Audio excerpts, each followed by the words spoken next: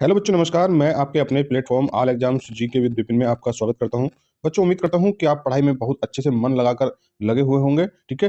देखिए, अब आपको तैयारी के प्रति बिल्कुल भी ढिलाई नहीं बरतनी है और बड़े अच्छे तरीके से अपनी पढ़ाई को करते रहना है। ठीक है। तो चलिए देखिए, आज की जो क्लास नंबर 4 होने वाली है दोस्तों, थोड़ा सा इस प्लेटफॉर्म को अपना प्यार दिखाइए। ठीक है, अपना प्यार और सपोर्ट बनाए रखिए ताकि इसी तरीके से हम अपनी तैयारी को बहुत बेहतर ढंग से करते रहें। ठीक है। तो देखिए, अगर क्लास अच्छी लगेगी तो लाइक शेयर तो करना ही है। ठीक है।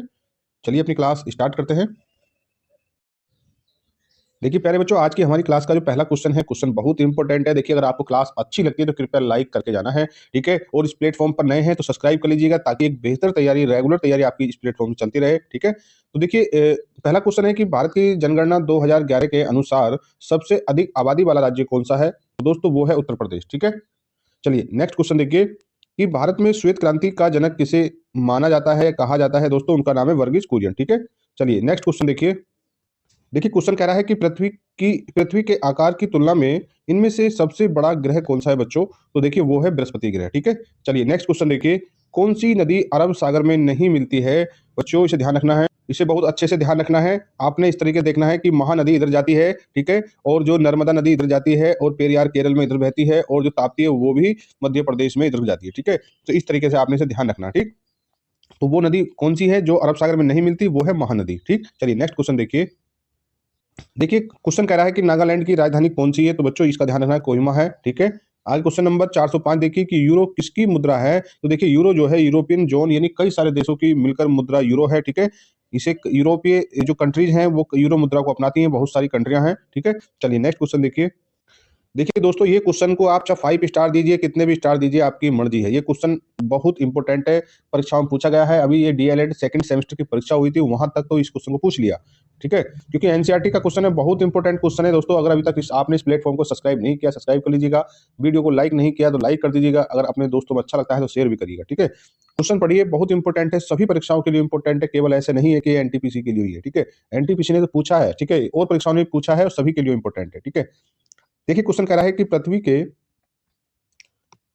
के स्थलीय क्षेत्र में, ध्यान देना, पृथ्वी के स्थलीय क्षेत्र में भारत का हिस्सा कितना है? मतलब जो पूरी ऑल ओवर जो पृथ्वी है, उस पृथ्वी पर जो स्थल भूभाग है, उस भूभाग में भारत का हिस्सा कितना है बच्चों? इसे रट लो, ध्यान कर लो, कुछ भी कर लो।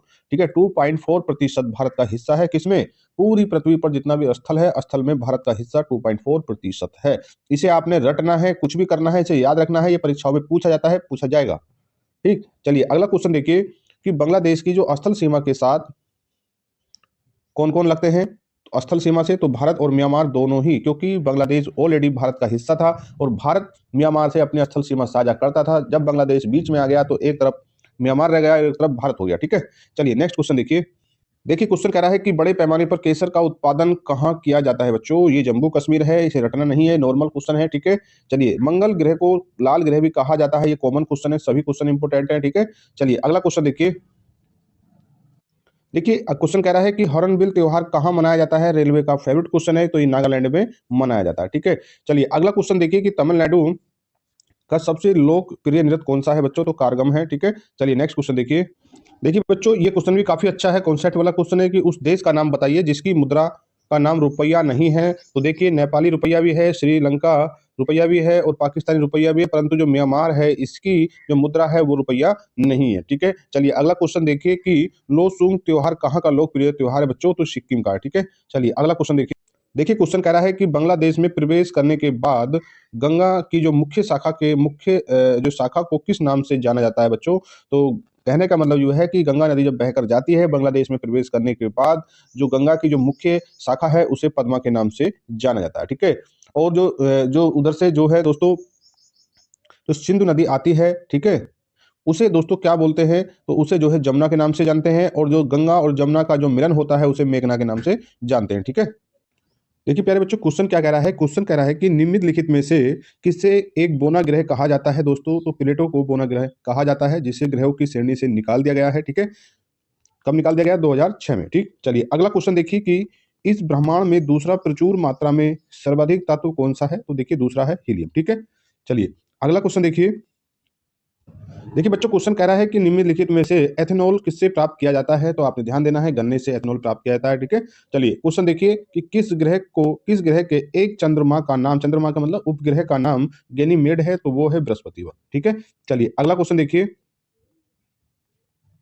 देखिए प्यारे बच्चों, ये क्वेश्चन भी काफी अच्छा है कि सौरमंडल का सबसे छोटा ग्रह कौन सा है, तो आपने ध्यान देना है, सौरमंडल का सबसे छोटा जो ग्रह है उसका नाम है बुध। ठीक है, चलिए अगला क्वेश्चन देखिए कि क्षेत्रफल की दृष्टि से सबसे बड़ा दूसरा देश कौन सा। ध्यान देना, सबसे बड़ा दूसरा, प्रथम देश नहीं पूछ रहा, प्रथम देश है तो आंसर दूसरा है, और दूसरा सबसे बड़ा जो देश है क्षेत्रफल में वो है कनाडा। ठीक है, और देखिए पहले नंबर पर रूस है और दूसरे पर कनाडा। ठीक है, चलिए अगला क्वेश्चन देखिए। देखिए बच्चों, क्वेश्चन कह रहा है कि डेनमार्क की राजधानी का क्या नाम है, तो उसका नाम है कोपेनहेगन।